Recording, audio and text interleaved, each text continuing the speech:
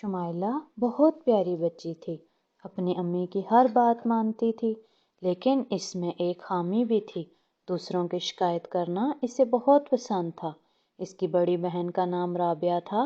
ایک دن امی کی سہیلیوں کو گھر آنا تھا۔ وہ مہمانوں کے کھانے پینے کی چیزیں لینے بازار گئیں۔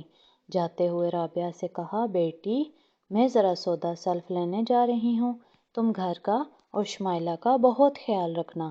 رابعہ نے کہا، ٹھیک ہے امی، آپ بے فکر ہو جائیں۔ امی چلی گئیں تو رابعہ پڑھنے کے لیے ڈرائنگ روم میں آ گئی۔ لکھتے لکھتے جب اس کے قلم کی سیاہی ختم ہو گئی تو شمائلہ کو آواز دی، شمائلہ جلدی سے سیاہی لے آؤ۔ شمائلہ آپی کو سیاہی دے کر ابھی کمرے سے نکلی ہی تھی کہ آپی کی آواز آئی، شمائلہ جلدی سے صفائی والا کپڑا لے کر آؤ۔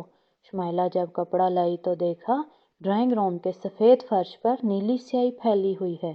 آپی نے کہا، تم امی کو مت بتانا، میں ابھی یہ سارا صاف کر دیتی ہوں۔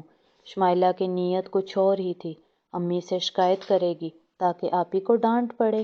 جیسے ہی امی آئیں، شمائلہ نے کہا، امی رابعہ آپی نے فرش پر سیاہی گرا دی۔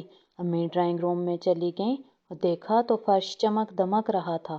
انہوں نے شمائلہ کو ڈانٹا اور کہا، آئندہ کبھی ایسا نہ کرنا ورنہ میں تمہیں سزا دوں گی۔ شمائلہ شرمندہ ہوئی اور سوچنے لگی کہ میں نے آپی کے لیے برا سوچا، جس کی سزا ڈانٹ کی صورت میں مجھے ملی۔ واقعی مجھے اپنی اس عادت پر قابو پانا چاہیے۔ پھر وہ جلدی سے اپنی عادت سے نجات پا لی۔